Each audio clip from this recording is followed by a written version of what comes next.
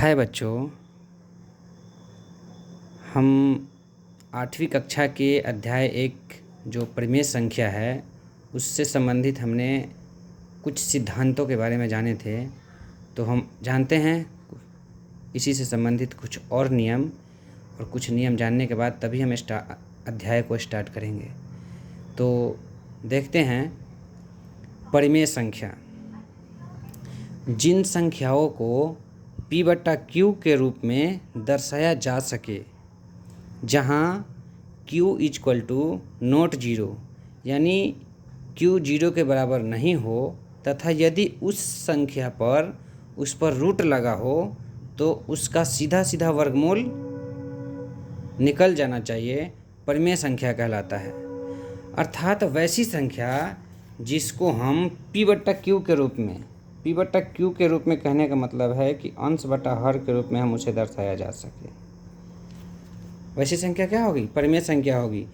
लेकिन शर्त है कि हर जो है वो हर जो है 0 के बराबर कभी भी नहीं होना चाहिए, यानी हर का मान 0 के इक्वल में नहीं होना चाहिए। ठीक है। और ऐसी भी संख्याओं को हम परिमेय संख्या के समूह में शामिल करेंगे जिन संख्याओं पर अगर रूट लगा हुआ है, यानी रूट का मान लगा हुआ है, तो उसका सीधा सीधा वर्गमूल भी निकल जाना चाहिए। जैसे 4 √4, तो 4 का वर्गमूल हम निकालेंगे तो क्या होगा? 4 को हम 2² लिख सकते हैं, 2 × 2, तो ये 2²। और आप जानते हैं वर्गमूल में कि स्क्वायर रूट लेके निकल जाता है, तो ये 2 बचा। तो वर्गमूल निकालने के लिए भी हम हमारे क्लास चैप्टर में आगे कुछ विषय अध्याय है, तो उसमें हम देखेंगे कि वर्गमूल कैसे निकाला जाता है। लेकिन जिन संख्याओं को वर्ग के रूप में दर्शाया जाता है उसी का हम वर्गमूल निकालते हैं। जैसे 4 का वर्ग 2 होता है, 3 का वर्ग 9, 4 का वर्ग 16, 5 का वर्ग 25। तो इन्हीं संख्याओं का हम वर्गमूल निकाल सकते हैं। लेकिन अगर रह गई बात √2, तो 2 का हम वर्गमूल सीधा सीधा नहीं निकाल सकते हैं, इसका वर्गमूल अशांत होगा, इसीलिए ये परिमेय संख्याओं के लिस्ट में नहीं आएगा, ये अपरिमेय संख्याओं के लिस्ट में आएगा। यानी कहने का मतलब ये है कि जिन संख्याओं को हम P/Q के रूप में दर्शाया जा सके, जहाँ Q = ≠0 या जिस पर रूट लगा हो, तो उसका सीधा सीधा वर्गमूल निकल जाना चाहिए।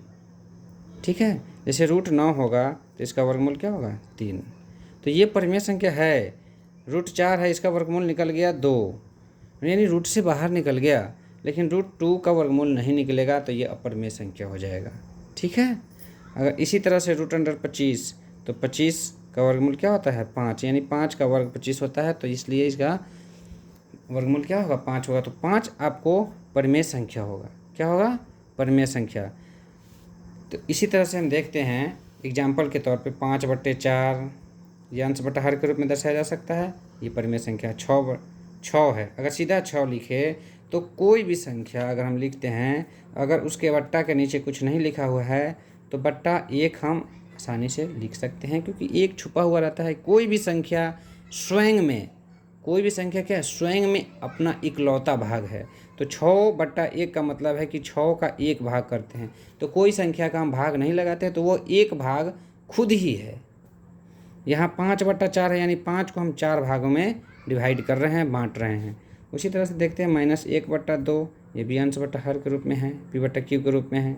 √4, तो 4 का हम वर्गमूल निकालेंगे तो ये भी 2 हो जाएगा, और 2 को भी हम लिख सकते हैं 2/1, तो ये भी P/Q के रूप में दर्शाया जा सकता है।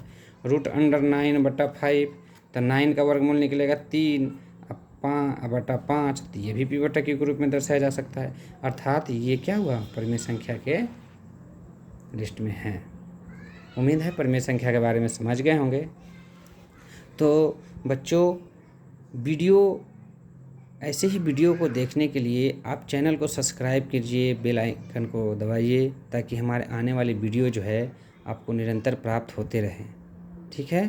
तो हम आगे देखते हैं नोट में, किन्हीं 2 परिमेय संख्याओं का योग, व्यकलन यानी अंतर एवं गुणा सदैव क्या होता है?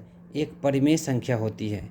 यानी हम समवृत्त नियम में जैसे पूर्ण संख्याओं पर देखे हैं, पूर्णांक संख्याओं पर देखे हैं, ठीक उसी तरह से समवृत्त का जो नियम है वो हम परिमेय संख्याओं पर भी देखते हैं। तो किसी भी प्रकार के दो हम परिमेय संख्याओं को लेते हैं, उसका योग, अंतर एवं गुणा जब भी हम करते हैं तो उसका जो परिणाम प्राप्त होता है सदैव क्या होगा, परिमेय संख्या ही होगा। यानी दो परिमेय संख्याओं को जब हम लेते हैं, योग करते हैं, अंतर करते हैं या गुणा करते हैं तो सदैव परिमेय संख्या ही प्राप्त होता है। एग्जाम्पल के तौर पे देखते हैं, -2/3 + 5/4 जब हम इसका योग करते हैं तो 1/6 प्राप्त होता है। तो देखिए ये -2/3 भी परिमेय संख्या था, 5/6 भी परिमेय संख्या है, लेकिन जब हम दोनों का योग करते हैं तो योग करने के बाद क्या प्राप्त होता है, योग की जो प्रक्रिया होती है, नीचे से हम एलसीएम लेते हैं और 3 दूना 6, 2 आया 2 दूना 4 तो -4 प्लस 6 एकम 6, 1 पंचे 5, 5। अब इन दोनों का हम क्या करते हैं, जोड़ करते हैं तो -4 + 5 क्या 5 क्या होगा, 1 हो जाएगा और 6 नीचे का बट्टा देके 6 उतारेंगे तो ये 1/6। बताइए बच्चों कि 1/6 भी तो परिमेय संख्या हुआ, जैसे 2/3 परिमेय संख्या था, 5/6 परिमेय संख्या था। उसी तरह से इन दोनों का योगफल जो प्राप्त होता है 1/6 ये भी परिमेय संख्या ही है। ठीक, आगे देखते हैं -4/5 प्लस -3/10। जब इन दोनों का हम योगफल निकालते हैं तो यहाँ आता है -11/10। ठीक है, तो -11/10 जो है ये परिमेय संख्या है, ये परिमेय संख्या है, तो -11/10 भी तो P/Q के रूप में दर्शाया जा रहा है, तो ये भी तो परिमेय संख्या है। तो हम देख रहे हैं कि दो परिमेय संख्याओं का योग भी, दो परिमेय संख्याओं का जो योगफल है वो भी परिमेय संख्या ही प्राप्त हो रहा है। अब व्यकलन के रूप में देखते हैं 8/3 - 5/6। अब इन दोनों का जब हम व्यकलन यानी अंतर जब निकालते हैं तो देखते हैं कि इसका जो अंतर निकलता है, अंत में जो परिणाम प्राप्त होता है ये भी परिमेय संख्या ही प्राप्त हो रहा है। तो 8/3 भी परिमेय संख्या है, 5/6 भी परिमेय संख्या है। जब दोनों का हम अंतर निकालते हैं, घटाव करते हैं तो इसका जो परिणाम प्राप्त होता है 11/6 ये भी तो परिमेय संख्या प्राप्त हो रहा है। आगे और एग्जाम्पल देख लेते हैं, -7/8 - 5/4 जब हम इसका परिणाम प्राप्त करते हैं तो -17/8 ये भी परिमेय संख्या है। अतः हम ये भी देख रहे हैं कि समवृत्त का जो नियम है परिमेय संख्याओं के योग पे लागू हुआ था, ये अंतर पे भी लागू हो रहा है। ठीक, आगे देखते हैं गुणन में, तो गुणन में भी देखते हैं -4/5 ये परिमेय संख्या है, गुणा 8/3 ये भी परिमेय संख्या है। जब दोनों का गुणनफल हम प्राप्त किए हैं तो -32/15 प्राप्त होता है, जो ये भी P/Q के रूप में दर्शाया गया है, तो ये भी परिमेय संख्या है। आगे देखते हैं दूसरे एग्जाम्पल में -3/7 गुना -2/5 ये परिमेय संख्या है, ये भी परिमेय संख्या है क्योंकि P/Q के रूप में दर्शाया गया है अंश बटा हर में। और कहीं भी आप देखिएगा ऐसी संख्या हम नहीं लिए हैं जहाँ Q = 0 लिया गया हो, क्योंकि Q = 0 जो है हर के रूप में जब हम 0 को नीचे लिखेंगे तो वो अपरिभाषित होगा, परिभाषित नहीं होगा। ठीक है, तो यहाँ ये परिमेय संख्या है, ये परिमेय संख्या है, और जब दोनों का हम गुणनफल प्राप्त किए हैं तो 6/35 प्राप्त हो रहा है, ये भी आपका परिमेय संख्या है।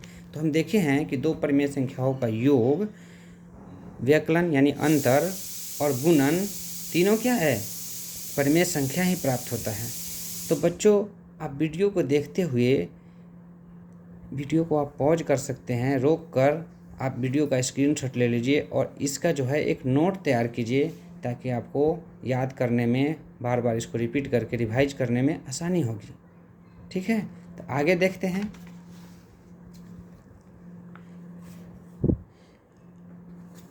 इसी से संबंधित जब हम जोड़, घटाव, गुणा पर देखे हैं और भाग में देखते हैं कि किन्हीं दो परिमेय संख्याओं का भागफल सदैव एक परिमेय संख्या नहीं होता है।